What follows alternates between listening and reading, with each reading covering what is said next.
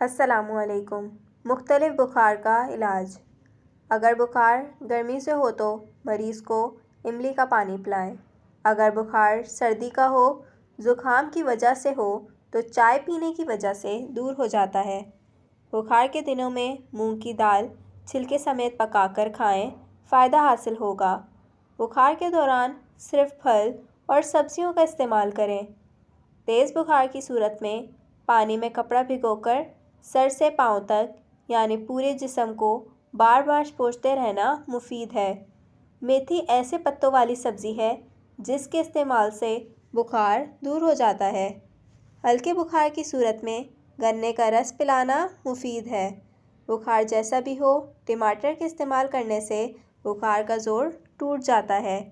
ناریل کا پانی بخار کی حرارت کو کم کرتا ہے۔ بخار تیز بھی ہو تو کم ہو جاتا ہے۔